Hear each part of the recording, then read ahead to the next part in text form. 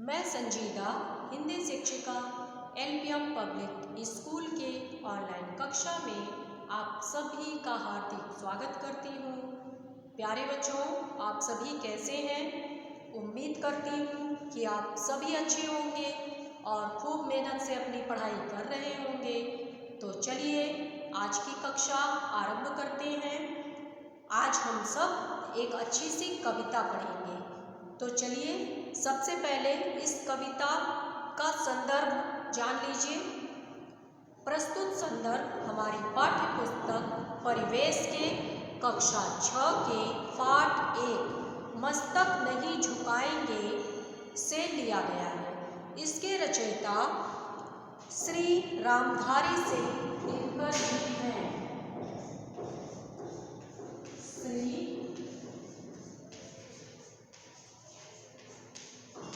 रामधारी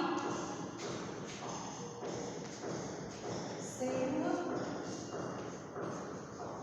दिनकर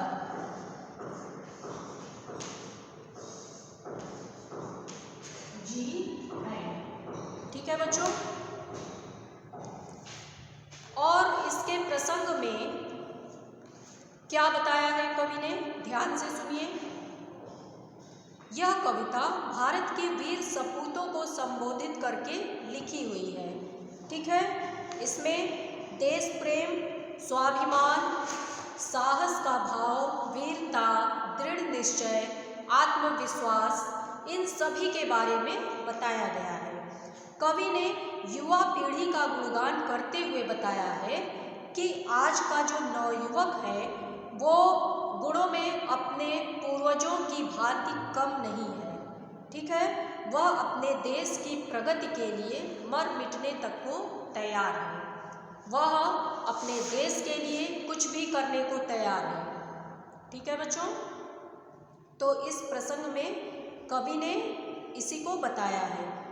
देश के स्वाभिमान, सम्मान के लिए देश के नवयुवकों ने कहा है कि अगर आवश्यकता पड़ी तो हम इसके लिए अपनी जान तक न्यौछावर कर सकते हैं। तो चलिए अब इस कविता को हम लोग पूरे आरोह अवरोह को ध्यान में रखते हुए लय के साथ रसास्वादन करेंगे। ठीक है बच्चों, तो चलिए शुरू करते हैं। पहले इस कविता को सभी लोग पढ़ लीजिए और मेरे साथ दोहराते चलिए।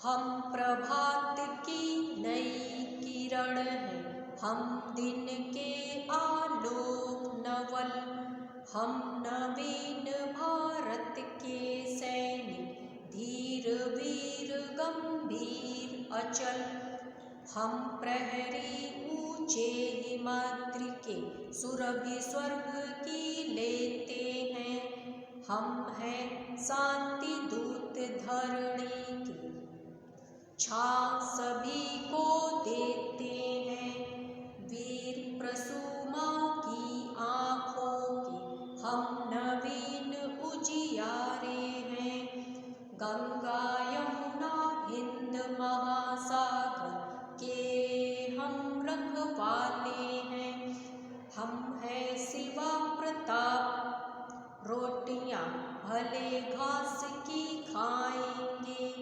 मगर किसी जुल्मी के आगे मस्तक नहीं झुकाएंगे। ठीक है बच्चों, तो चलिए अब इस कविता के अर्थ को हम लोग समझते हैं कि कवि ने इसमें क्या बताने का प्रयास किया है। पहली लाइन है, हम प्रभात की नई किरण हैं, हम दिन के आलोक नवल। ठीक है, प्रभात का क्या अर्थ होता है बच्चों?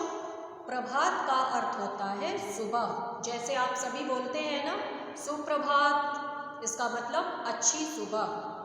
तो प्रभात का अर्थ होता है सुबह, आलोक का अर्थ होता है प्रकाश, ठीक है, नवल का अर्थ होता है नई। तो इसका अर्थ क्या होगा? हम प्रभात की नई किरण हैं। इसमें कवि ने यह कहा है कि हम सभी भारत देश की नई आशा, नई किरण है। हम दिन के आलोक नवल हैं और हमेशा देश के विकास के लिए प्रकाशमान बने रहेंगे। ठीक है, फिर से देखिए, हम प्रभात की नई किरण हैं। इसमें कवि ने यह बताने का प्रयास किया है कि हम सभी भारत देश की नई आशा, नई किरण है और हमेशा हम दिन के आलोक नवल, हमेशा देश के विकास के लिए प्रकाशमान बने रहेंगे। ठीक है, हम नवीन भारत के सैनिक, धीर वीर गंभीर अचल। हम नए भारत के रक्षक हैं जो धीरता, वीरता और गंभीरता के साथ देश की रक्षा के लिए तैयार रहते हैं। फिर से देखिए, हम नवीन भारत के सैनिक, हम नए भारत के सैनिक हैं जो धीरता, वीरता और गंभीरता के साथ देश की रक्षा के लिए तैयार रहते हैं। हम प्रहरी ऊंचे हिमाद्रि के सुरभि स्वर्ग की लेते हैं। हिमाद्रि का क्या अर्थ होता है बच्चों? हिमालय की बर्फ से ढकी हुई चोटियाँ, और प्रहरी पहरेदार, सुरभि सुगंध। इसमें कवि ने कहा है कि हम भारत देश के हिमालय पर खड़े होकर क्या करते हैं? देश की रक्षा करते हैं। और सुरभि का अर्थ होता है सुगंध, और अपने देश की उस सुगंध को बनाए रखते हैं। ठीक है, फिर से देखिए, हम पहरेदार की तरह भारत देश के हिमालय पर खड़े होकर अपने देश की रक्षा करते हैं और उस देश की सुगंध को बनाए रखते हैं। हम हैं शांति दूत धरणी के, छां सभी को देते हैं। हम भारत देश के सैनिक हैं, धरती माता के पुत्र हैं। हम सबको सुरक्षा प्रदान करते हैं। ठीक है, आगे देखिए, वीर प्रसू माँ की आंखों के हम नवीन उजियारे हैं। गंगा यमुना हिंद महासागर के हम रखवाले हैं। इसमें कवि ने कहा है कि हम वीरों को जन्म देने वाले, हम वीरों को जन्म देने वाली माता के सपूत हैं। हम भारत के नए प्रकाश हैं। नवीन उजियारे मतलब हम भारत के नए प्रकाश हैं। हमारे देश में गंगा यमुना हिंद महासागर है, इनकी भी हम सुरक्षा करते हैं। फिर से देखिए, इसमें कवि ने यह बताया है कि हम वीरों को जन्म देने वाली माता के सपूत हैं। हम भारत के नए प्रकाश हैं।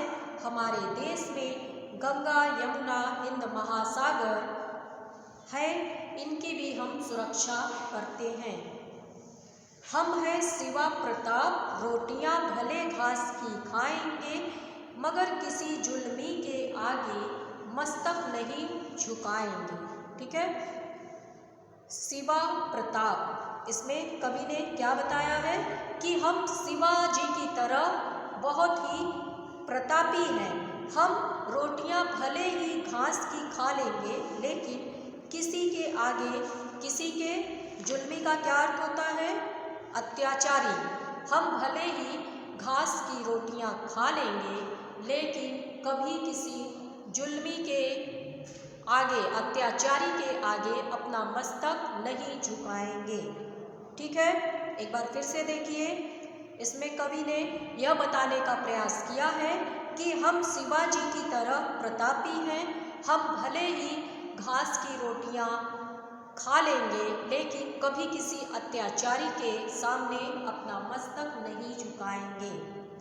ठीक है बच्चों, तो उम्मीद करती हूँ आप सभी को ये कविता अच्छे से समझ में आ गई होगी। आप सब इस कविता को अच्छे से पढ़ लीजिएगा और इसके अर्थ को समझ लीजिएगा। ठीक है, इसके शब्दार्थ को भी आप सभी याद कर लीजिएगा। तो चलिए बच्चों, आज के लिए अब बस इतना ही।